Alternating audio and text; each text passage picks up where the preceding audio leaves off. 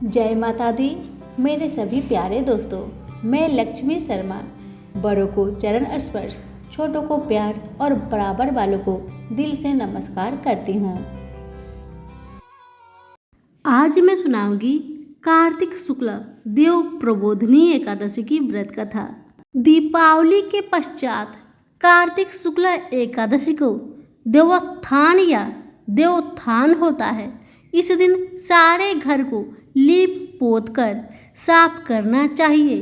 आंगन में खारिया मिट्टी और गेरू से रंगोली काढ़नी चाहिए। आंगन के बीचों बीच या फिर एक ओखली में गेरू से चित्र बनाकर पूरी, पकवान, मिष्ठान, बैर, सिंघारे, ऋतुफल और गन्ना उस स्थान पर रखकर एक परात अथवा डालिया से ढक दिया जाता है तथा एक दीपक भी जला दिया जाता है। रात्रि में परिवार के सभी सदस्य देवताओं की भगवान विष्णु सहित पूजा और भजन कीर्तन करते हैं। इसके साथ ही घड़ियाल बजाकर या थाली बजाकर इस प्रकार कहे: उठो देवा, बैठो देवा, अंगुड़िया चटकाओ देवा। कुछ धार्मिक व्यक्ति देवोत्थान के दिन तुलसी और शालिग्राम के विवाह का आयोजन भी करते हैं। तुलसी के वृक्ष और शालिग्राम की यह शादी पूरे धूमधाम से उसी प्रकार की जाती है जिस प्रकार सामान्य कन्या का विवाह होता है। जिन दाम्पतियों के कन्या नहीं है वे तुलसी का विवाह करके कन्यादान का पुण्य प्राप्त करें, यह शास्त्रों की आज्ञा है। ब्रह्मा जी बोले कि हे मुनि श्रेष्ठ, अब आप पापों को नष्ट करने वाली तथा पुण्य और मुक्ति को देने वाली प्रबोधिनी एकादशी का महात्म्य सुनिए। भागीरथी गंगा मनुष्य को तभी तक फल देती है जब तक कि कार्तिक मास की प्रबोधिनी एकादशी नहीं आती। तीर्थ, नदी, समुद्र आदि तभी फल देती है जब तक प्रबोधिनी एकादशी नहीं आती। कार्तिक मास शुक्ला पक्ष की प्रबोधिनी एकादशी की व्रत का फल 1 सहस्त्र अश्वमेध 100 राज सूर्य यज्ञ के फल के बराबर होता है। नारद जी ने पूछा कि हे पिता, एक संध्या को भोजन करने से, रात्रि में भोजन करने तथा पूरे दिन उपवास करने से क्या क्या फल मिलता है, उसे आप समझाइए। ब्रह्मा जी बोले कि हे नारद, एक संध्या को भोजन करने से, एक जन्म की रात्रि में भोजन करने से, 2 जन्म तथा पूरे दिन उपवास करने से 7 जन्म के समस्त पाप नष्ट हो जाते हैं। जिस वस्तु का त्रिलोक में मिलना दुष्प्राय है वह वस्तु प्रबोधिनी एकादशी के व्रत से मिल जाती है।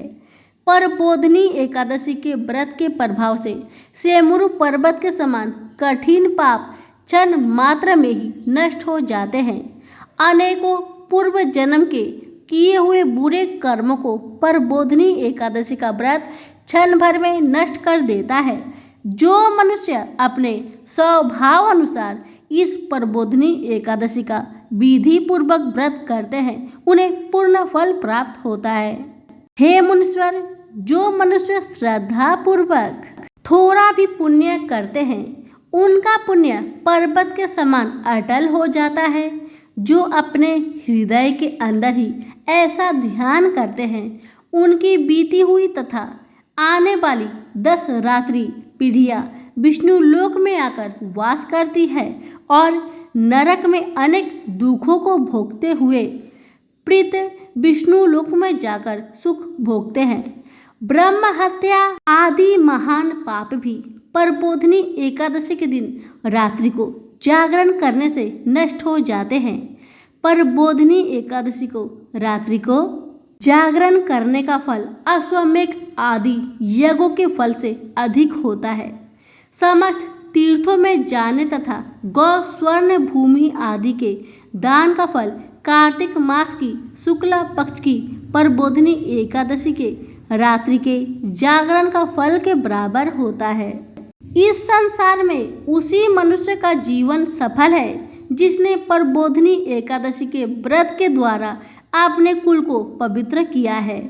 संसार में जितने भी तीर्थ है तथा जितने भी तीर्थों की आस की जा सकती है वह सब प्रबोधिनी एकादशी का व्रत करने वाले का घर में रहते हैं। मनुष्य को समस्त कर्मों को त्यागते हुए भगवान की प्रसन्नता के लिए कार्तिक मास की प्रबोधिनी एकादशी का व्रत करना चाहिए। जो मनुष्य इस एकादशी के व्रत को करता है वह धनवान, योगी, तपस्वी तथा इंद्रियों को जीतने वाला होता है, क्योंकि वह एकादशी भगवान विष्णु को अत्यंत प्रिय है। इस व्रत के प्रभाव से मनुष्य पुनः जन्म लेता है। इस व्रत के प्रभाव से कामिक, वाचिक और मानसिक पाप नष्ट हो जाते हैं। इस एकादशी के दिन जो भगवान की प्राप्ति के लिए दान, तप, होम, यज्ञ आदि करते हैं उन्हें अक्षय पुण्य मिलता है। प्रबोधिनी एकादशी के दिन भगवान की पूजा करने से बाल, यौवन और वृद्ध अवस्था के समस्त पाप नष्ट हो जाते हैं। इस एकादशी की रात्रि को जागरण करने का फल सूर्य ग्रहण के समय स्नान करने के फल के सहस्त्र गुना अधिक होता है। मनुष्य जन्म से लेकर जो पुण्य करता है वह पुण्य प्रबोधिनी एकादशी के व्रत के पुण्य के सामने व्यर्थ है। जो मनुष्य प्रबोधिनी का व्रत नहीं करते उनके समस्त पुण्य व्यर्थ है। इसलिए हे नारद, तुमको विधि पूर्वक विष्णु भगवान की पूजा करनी चाहिए। जो मनुष्य कार्तिक मास में धर्मपरायण होकर अन्य व्यक्तियों का अन्न नहीं खाते हैं उन्हें चंद्रायन व्रत का फल मिलता है। कार्तिक मास में भगवान दान आदि से उतने प्रसन्न नहीं होते जितने कि शास्त्रों की कथा सुनने से प्रसन्न होते हैं। कार्तिक मास में जो मनुष्य भगवान की कथा को थोड़ा बहुत पढ़ते या सुनते हैं उन्हें 100 गौ के दान का फल मिलता है। जो मनुष्य अपने कल्याण के लिए विष्णु भगवान की कथा सुनते हैं वे अपने कुटुंब का उद्धार करके 1 सहस्त्र गोदान का फल पाते हैं। जो मनुष्य प्रबोधिनी एकादशी के दिन विष्णु की कथा सुनते हैं उन्हें 7 दीपों के दान का फल मिलता है। जो विष्णु की कथा भक्ति पूर्वक सुनते हैं और कथा बाँचने वाले ब्राह्मण की यथोचित पूजा करते हैं तथा उसे संतुष्ट करते हैं वे उत्तम लोक को जाते हैं। इस पर नारद जी बोले कि हे ब्रह्मा जी, अब आप एकादशी के व्रत का विधान कहिए और कैसा व्रत करने से कौन सा पुण्य मिलता है वह भी समझाइए। ब्रह्मा जी बोले कि हे नारद, इस एकादशी के दिन मनुष्य को ब्रह्म मुहूर्त में उठना चाहिए और नदी, तालाब, कुआं आदि पर स्नान करके व्रत का नियम ग्रहण करना चाहिए। उस समय भगवान से विनय करनी चाहिए कि हे भगवान, आज मैं निराहार रहूँगा और दूसरे दिन भोजन करूँगा, इसलिए आप मेरी रक्षा करें। इस प्रकार विनय करके भगवान की पूजा करनी चाहिए और व्रत का प्रारंभ करना चाहिए।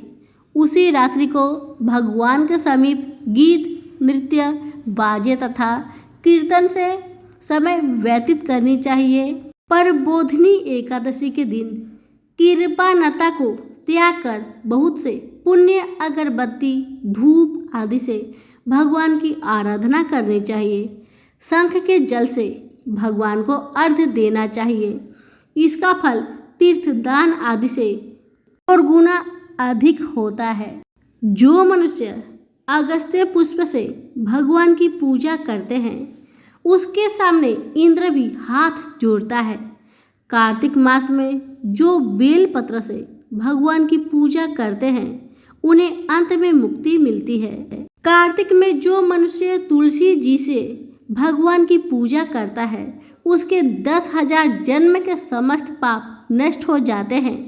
जो मनुष्य इस नाम में श्री तुलसी जी के दर्शन करते हैं या छूते हैं या ध्यान करते हैं या कीर्तन करते हैं या रोपण अथवा सेवा करते हैं वे 1000 कोटि युग तक भगवान के घर में रहते हैं। जो मनुष्य तुलसी का पेड़ लगाते हैं उनके कुटुंब में जो पैदा होते हैं वे प्रलय के अंत तक विष्णु लोक में रहते हैं। जो भगवान की कदम पुष्प से पूजा करते हैं वह यमराज के दुखों को नहीं पाते। समस्त मनोवांछाओं को पूजा करने वाले भगवान कदम पुष्प को देखकर अत्यंत प्रसन्न होते हैं। यदि उनकी कदम पुष्प से पूजा की जाए तो फिर बात ही क्या है। जो गुलाब के पुष्प से भगवान की पूजा करते हैं उन्हें मुक्ति मिलती है। जो मनुष्य बकुल और अशोक के फूलों से भगवान की पूजा करते हैं वह अनंत काल तक शोक से रहित होते हैं। जो मनुष्य विष्णु भगवान की सफ़ेद और लाल कनेर के फूलों से पूजा करते हैं उन पर भगवान अत्यंत प्रसन्न होते हैं। जो मनुष्य विष्णु भगवान की ध्रुवा दल से पूजा करते हैं वे पूजा के फल से 100 गुना फल अधिक पाते हैं। जो भगवान की समी पत्र से पूजा करते हैं वे भयानक यमराज के मार्ग को सरलता से पार कर जाते हैं। जो मनुष्य चंपक पुष्प से भगवान विष्णु की पूजा करते हैं वे आवागमन के चक्र से छूट जाते हैं। जो मनुष्य स्वर्ण का बना हुआ केतुकी पुष्प भगवान पर चढ़ाते हैं उनके करोड़ों जन्म के पाप नष्ट हो जाते हैं।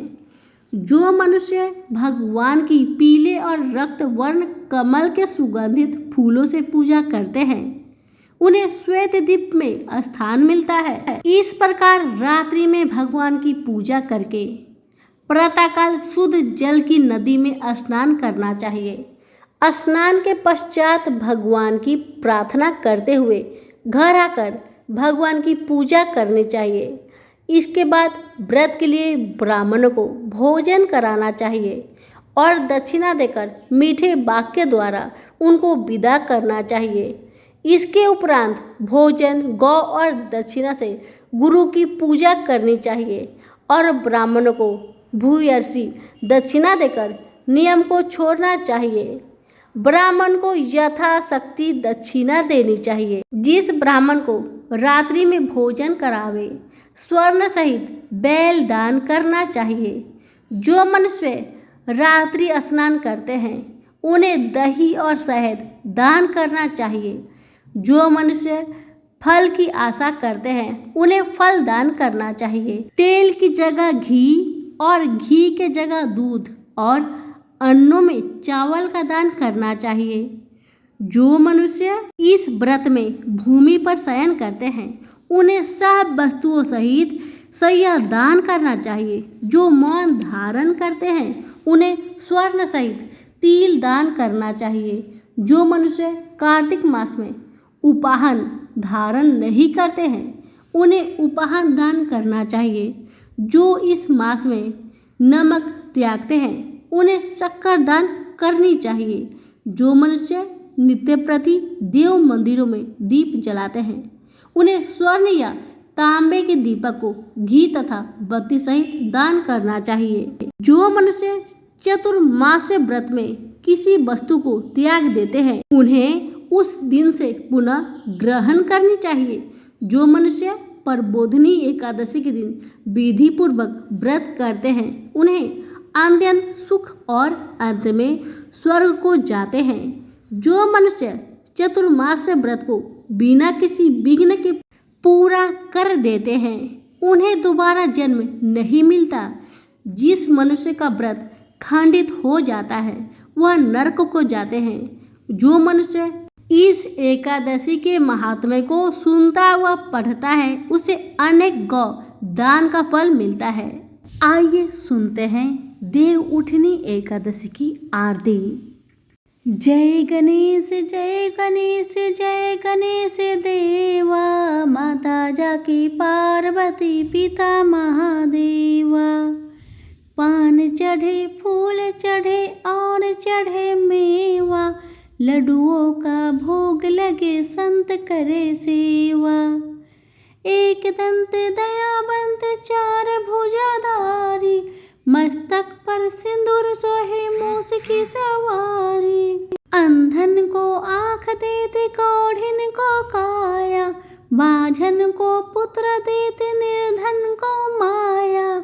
हार चढ़े फूल चढ़े और चढ़े मेवा, मैं भी तेरी शरण आई सफल कीजिए सेवा। दीनन की लाज रखो शंभु सुतवारी, कामना को पूरा करो जाओ बलिहारी। सभी प्रेम से बोले गणपति बप्पा की जय हो। आइए आप सुनते हैं विष्णु जी की आरती। ओम जय जगदीश हरे, स्वामी जय जगदीश हरे। भक्त जनन के संकट क्षण में दूर करे, ओम जय जगदीश हरे। जो ध्यावे फल पावे, दुख बिन से मन का। सुख संपत्ति घर आवे, कष्ट मिटे तन का। ओम जय जगदीश हरे। माता पिता तुम मेरी, शरण गहूँ किसकी। तुम बिन और न दूजा, आस करूँ जिसकी। ओम जय जगदीश हरे। तुम पूर्ण परमात्मा, तुम अंतर्माई। पर ब्रह्मा परमेश्वर, तुम सबके स्वामी। ओम जय जगदीश हरे। तुम करुणा के सागर, तुम पालन करता। मैं मूरख खल कामी, कृपा करो भरता। ओम जय जगदीश हरे। तुम हो एक अगोचर, सबके प्राणपति। किस विधि मिलूं दयामय, तुमको मैं कुमति। ओम जय जगदीश हरे। दिन बंधु दुख हरता, तुम रक्षक मेरे। अपने हाथ उठाओ द्वार पर तेरे। ओम जय जगदीश हरे। विषय विकार मिटाओ, पाप हरो देवा। श्रद्धा भक्ति बढ़ाओ, संतन की सेवा। ओम जय जगदीश हरे। तन मन धन सब कुछ है तेरा, तेरा तुझको अर्पित क्या लागे मेरा। ओम जय जगदीश हरे। ओम जय जगदीश हरे। आइए अब सुनते हैं तुलसी माता की आरती। जय जय तुलसी माता, सब जग की सुखदाता। जय तुलसी माता, सब योगों के ऊपर, सब लोगों के ऊपर। रुज से रक्षा करके भवत्राता। जय तुलसी माता। बटु पुत्री है श्यामा, सूर भल्ली है ग्रामा। विष्णु प्रिय जो तुमको सेवे, सो नर तर जाता। जय तुलसी माता। हरि के शीस विराजत, त्रिभुवन से हो वंदित। पतित जनों की तारिणी, तुम हो विख्याता। जय तुलसी माता। लेकर जन्म विजन में आई, दिव्य भवन में। मानव लोक तुम ही से सुख संपत्ति पाता। जय तुलसी माता। हरि को तुम अति प्यारी, श्याम वरुण कुमारी। प्रेम अजब है उनका, तुमसे कैसा नाता। जय तुलसी माता। जय तुलसी माता। धन्यवाद।